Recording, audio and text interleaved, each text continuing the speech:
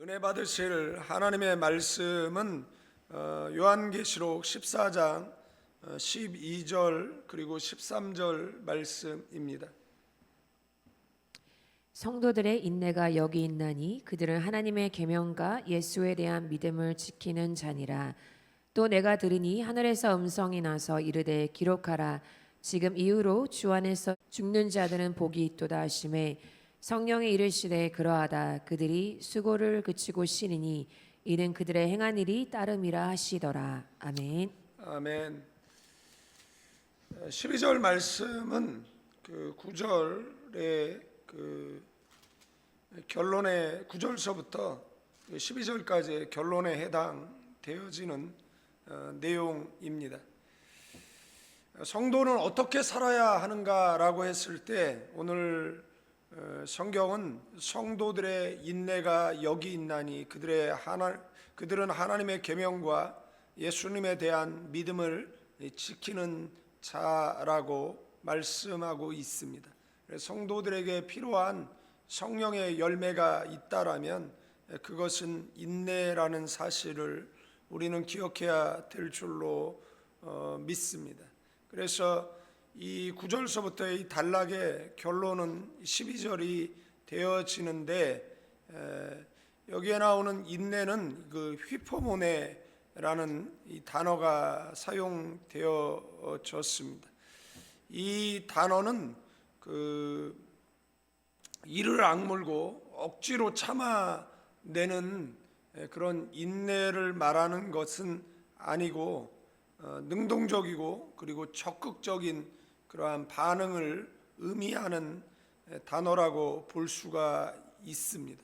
인내라는 것은 어쩔 수 없이 참는 것이 아니라 성경은 환경이 비록 척박하고 그리고 처한 상황이 어려워도 더 열심히 일하고 더 열심히 행동하는 그런 적극적인 그러한 삶을 히포모네라고 한다라는 것 우리는 기억해야 될 줄로 믿습니다. 무너뜨리지 못하는 그러한 신앙은 결국 정보를 많이 아는 신앙이 아니라 끝까지 버티는 신앙이라는 것. 마지막 때에 교회의 무기는 계산 능력에 있는 것이 아니라 여기서 말하는 히포모네 인내에 있다라는 것. 타협으로 살아가는 것이 아니라 충성으로 끝까지 남는 저와 여러분들 되어지기를 주님의 이름으로 축원드리겠습니다. 성도의 인내는 이런 추상적인 그러한 개념, 결심이 아니라 하나님의 계명을 지키는 것, 삶으로 순종해 나가는 것, 그것과 그 다음에 예수님에 대한 믿음을 지키는 것, 이 두 가지를 오늘 말씀은 우리에게 말해주고 있다라는 것. 우리가 하나님의 이 계명을 지키는 이 삶의 순종은 주님 앞에 서는 그날까지 지속돼야 되는 줄로 믿습니다. 인생 살아가다 넘어질 수도 있고 하지만 다시 옷에 묻은 흙을 털어내고 그 다음에 다시 믿음의 행진을 하는 저와 여러분들 되기를 축원드리겠습니다. 여기에 보면 예수님에 대한 믿음은 예수님께 대한 그러한 그 믿음, 이것은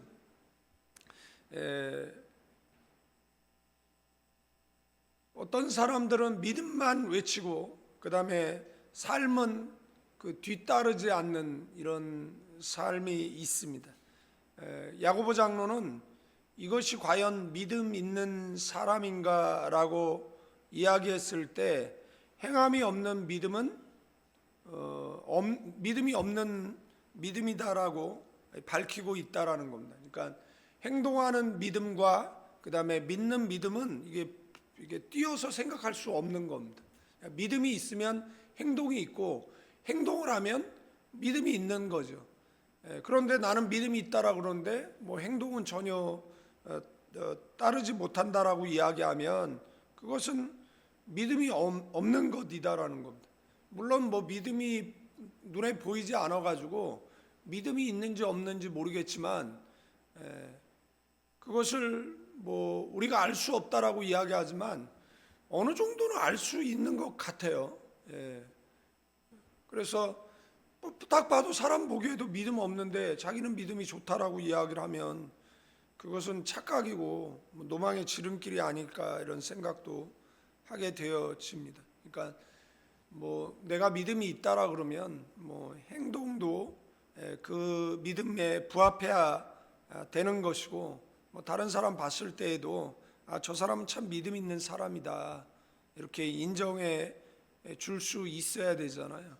그러니까 뭐 눈에 보이지 않는 하나님을 그 눈에 보이는 사람도 잘 못 섬기는 사람이 눈에 보이지 하나님을 잘 섬긴다라고 이야기한다라면 그거는 그냥 어불성설에 지나지 않는 것이지 않습니까? 뭐 믿음만 외치는데 삶이 무너지고 또 어떤 사람의 행함만을 강조하는데 그 다음에 그 복음의 중심이 흩어져 있다라고 이야기를 한다라면 그것은 안 되는 것이잖아요. 그러니까 이 두 가지를 이야기하는 것입니다. 그 하나님의 계명을 지키는 그러한 행동이 있고 그 다음에 예수님에 대한 믿음을 지킨다라는 것은 이 구원의 중심에 뭐 예수님을 모시고 계신다라는 것이잖아요. 이것을 뭐 띄어서 생각할 수 없는 것이지만 이것을 끝까지 두 가지 다 붙들고 있는 이것이 성경이 말하는 뭐 인내라고 할 수가 있습니다. 필리핀에 있을 때 그 자매가 이제 회사를 취직을 했어요. 그래서 직장을 다니는데 몇 달 있다가 그 뭐 회식하잖아요. 그리고 한국 그 술 권하는 문화가 있으니까 뭐 회식에 안 갔는데 어느 날 갔는데 자꾸 이제 술을 권하니까 안 먹는다라고 해도 계속 술을 권하는 것이죠. 그래서 자기는 교회 다닌다라고 이야기를 했더니 옆에 있는 사람이 나도 교회 다녀. 나도 뭐 주일학교 부장집사야. 뭐 옆에 있는 사람도 나도 다녀. 이제 아마 이렇게 이야기를 하면서 번유를 했나 봐요. 근데 이 자매가 그 상을 엎어버렸어요. 그러면서 안 먹는다는데 왜 그래요? 그러면서 울었다고. 그래서 저한테 와서 이야기를 하는데 야 그래도 상을 엎을 필요까지 아니냐. 그냥 안 먹는다 그러면 되지. 그분들 얼마나 당하겠냐 그랬는데 그 다음서부터는 다시는 이제 술을 권하지 않더라. 뭐 이제 그런 이야기를 하는 것을 들었어요. 제가 봤을 때도 그러니까 되게 융통성 없는 애처럼 이렇게 느껴져요. 그냥 뭐 근데 오죽 권했으면은 또 걔는 또 그렇게 행동을 했겠어요. 뭐 단호한 행동을 한 거는 같아요. 근데 어떻게 보면 그 사람들 봤을 때는 너무 융통성 없고 뭐 고집이 센 사람처럼 보일지 모르지만 성경은 그런 사람들을 뭐 이건 제가 극단적인 예인데 생각나는 게 없어서 이제 말씀을 드린 거고 그거는 휘포모네의 사람이라고 볼 수가 있습니다. 휘포모네는 뭐 한 번의 결단이 아니라 매일같이 무너질 수 있는 자리에서 무너지지 않는 선택을 반복하는 그 삶이 바로 휘포모네의 삶이라고 할 수 있다라는 겁니다. 지식으로 신앙을 지키려고 하는 사람은 많지만 생활로 신앙을 지키는 사람은 드물다라는 것이고 뭐 천국에 갔더니 입만 한 무더기가 쌓여 있어서 베드로에게 물었대요. 저게 뭐냐고 그랬더니 조둥아리만 천국에 왔다고. 뭐 그런 일은 있을 수 없죠. 그러나 우스갯소리로 이제 만들어낸 것인데 예수 믿는 사람들이 그 세상에서 평화할 때 그 말과 행동이 다른 사람이라서 저 말쟁이라고 이야기를 한다라 그러면 오히려 전도의 문을 막을 수 있다라는 것입니다. 우리는 그냥 말과 행동이 일치하는 삶을 살기 위해서 부단히도 인내하는 저와 여러분들 되어지기를 주님의 이름으로 축원드리겠습니다. 그래서 여기에 나오는 인내, 이 휘포문에는 뭐 당장 편해지는 선택이 아니라 끝까지 주인을 지키는 그러한 선택을 하루하루 반복하는 것, 이것이 바로 인내라는 겁니다. 성경은 우리에게 인내하라고 말하고 있고, 성령의 9가지 열매 가운데 뭐 인내, 오래 참음, 뭐 절제, 뭐 같은 말인데 두 번이나 반복되어져 있는 것은 성령의 9가지 열매 가운데 이 인내가 중요하다라는 이야기를 하고 있는 것이잖아요. 그 다음에 이제 13절은 또 내가 들으니 하늘에서 음성이 나서 이르되 기록하라, 지금 이후로 주 안에서 죽은 자들이 복이 있다. 여기에는 이제 뭐 기록하라고 이야기했기 때문에 이제 기록된 내용이 주 안에 죽는 자들은 복이 있도다 하심에 성령이 이르시되 그러하다, 그들이 수고를 그치고 쉬리니 이는 그들의 행한 일이 따름이라 하시더라.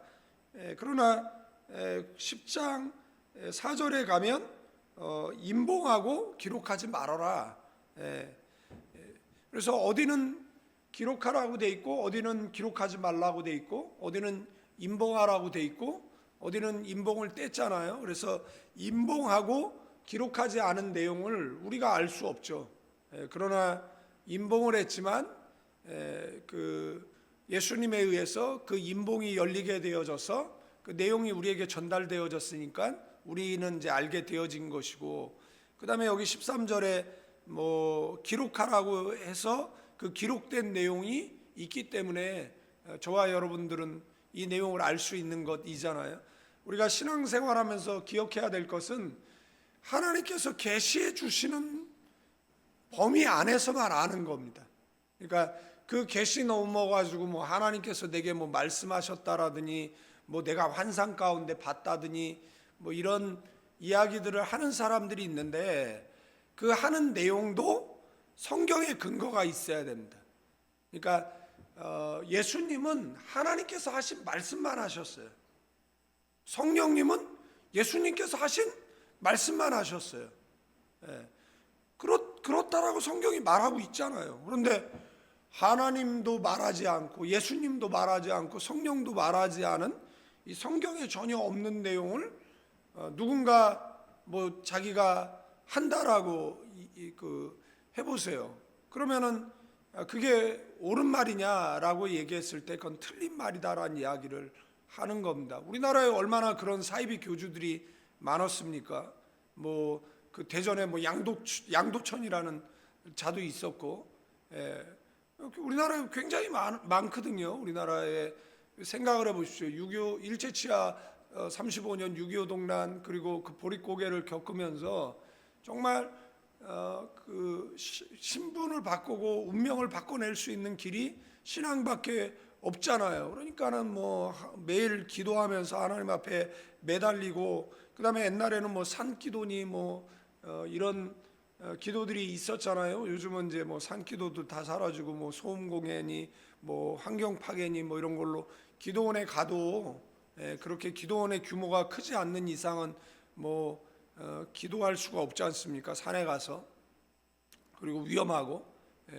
그런데 옛날에는 뭐 산에 가서 뭐 삼각산 가서도 기도하고 뭐 청계산에 서울 근교에서는 뭐 그런 데 가서 기도를 많이 했지 않습니까? 거기에 뭐 기도실이 있고 예배실이 있어도 산에 가서 이제 많이 기도를 하거든요. 근데 그 기도하다가 약간 이렇게 획가닥 하시는 분들이 생겨요. 이슬람도 어떻게 만들어졌느냐 그러면은 광야에서 기도하다가 탄생한 게 이슬람이지 않습니까? 그러니까 그 사람네들이 이구동성으로 이야기하는 거는 자기는 무언가 보고 무언가 들었다라고 해서 뭐 종교를 만들어내거나 아니면은 이런 거짓 주장들을 하는 것이지 않습니까? 그래서 자기도 지옥 가고 남들도 끌고 지옥 가는 그것을 보게 되어지는데, 그래서 늘 우리가 뭐 보든지 뭘 듣든지 뭐 꿈에 뭘 봤든지 그러면 근거가 어디냐라고 얘기했을 때 성경에 근거가 있어야 됩니다. 없으면 그냥 뭐 얘기하잖아요. 개꿈이거나 그냥 쓸데없는 그런 잡념이거나 이런 것이지, 아니면 정신분열이거나. 그런데 그것을 가지고 계속해서 이제 그 주장을 하고, 그러다가 시대 가운데 사라진 사람들도 있고, 뭐 새를 불려가지고 뭐 이 통일교라든지, 지금 한국 사회가 얼마나 지금 시끄러운 게 사이비 종교 때문에 시끄럽잖아요. 그 통일교하고 그 다음에 뭐 신천지 때문에 뭐 시끄러운데, 통일교와 같이 뭐 자기 사람들을 뭐 정치에 내보내겠다?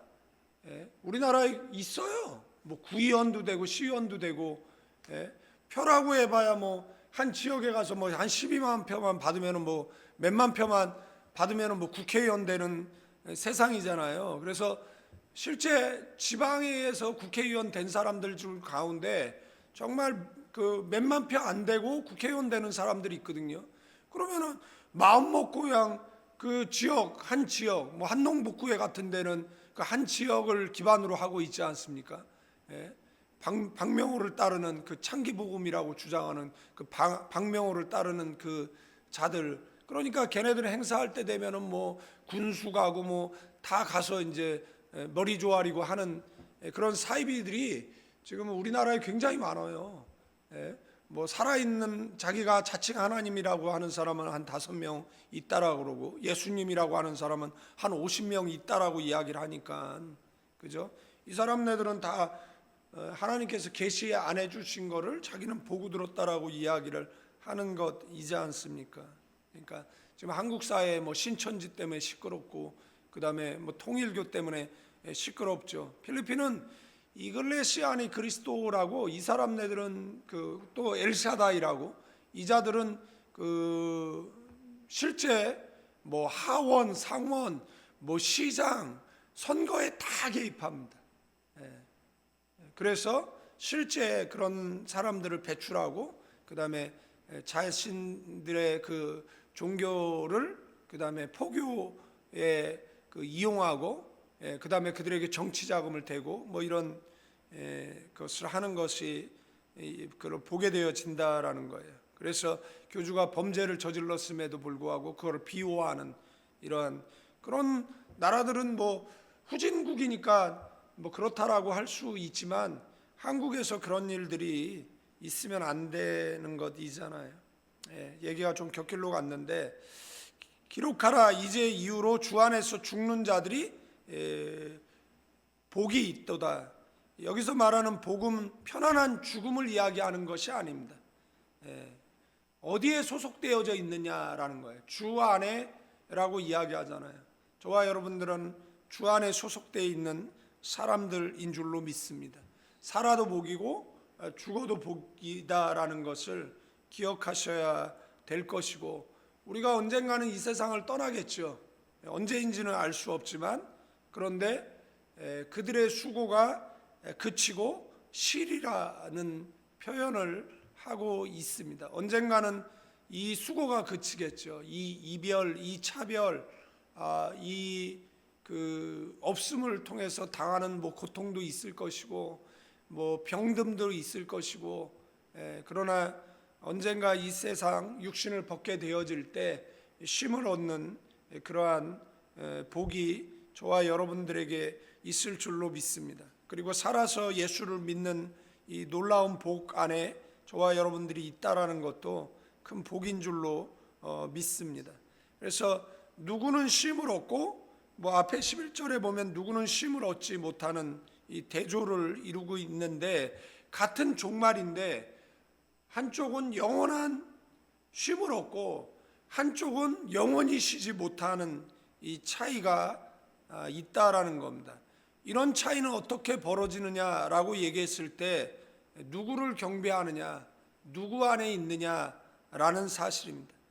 저와 여러분들은 그 주 안에 있는 저와 여러분들 되어지기를 주님의 이름으로 축원드리겠습니다. 정리하고 마치겠는데 요한계시록 14장 그 12, 13절은 그 9절서부터 13절까지 살펴보면 마지막 그 시대의 성도에게 표를 두려워하지 말라라는 거죠. 우리가 두려워해야 될 것은 뭐 666이 아니라 우리가 두려워해야 될 것은 우리가 누구를 경배하고 있느냐라는 것입니다. 우리의 두려움의 경외의 대상은 하나님뿐입니다. 그런데 우리는 주 안에 있기 때문에 우리는 복된 자라고 성경은 우리에게 말씀해 주고 있습니다. 그리고 세상은 계속해서 그 심판을 이야기하지만 심판을 가볍게 여기죠. 저와 여러분들은 심판을 가볍게 여기지 않습니다. 그러나 그 심판은 섞이지 않는 그러한 진노, 완전한 그러한 진노가 그들에게 내리는데 그들은 왜 진노를 받느냐라고 얘기했을 때 뭐 하나님을 경배하지 않고 그 다음에 우상을 경배하는 자들이다라는 겁니다. 그래서 요한계시록이 종말장이라고 이야기를 하는데 요한계시록에 계속해서 뭘 얘기하느냐라면 예배를 지키라는 이야기를 하고 있는 겁니다. 주님 앞에 서는 그날까지 예배하는 저와 여러분들 되어지기를 축원드리겠습니다. 그래서 우리가 뭐 살아남는 뭐 기술을 찾고 배우는 것이 아니라 휘포몬에 끝까지 충성하는 저와 여러분 되어지기를, 그리고 마지막 승리는 뭐 영리한 사람이 승리하는 것이 아니라 주인을 바꾸지 않는 사람이 승리한다라는 겁니다. 마지막 복은 뭐냐? 오래 사는 장수가 복이 아니라 주 안에서 죽은 사람에게 주어지는 것이 복인 줄로 믿습니다. 살아 구원받은 것 감사하시고 죽어 천국 갈 은혜에 감사하시고 우리가 주 안에 있다라는 사실에 감사하시는 저와 여러분 되기를 축원드리겠습니다. 이제는 우리 주 예수 그리스도의 은혜와 우리 아버지 하나님의 극진하신 사랑, 성령님의 감화, 감동, 교통, 충만, 축복하심이 이 새벽에 주의 존전에 나와 예배하는 믿음의 사람들 위해 이제로부터 영원까지 함께 계실지어다.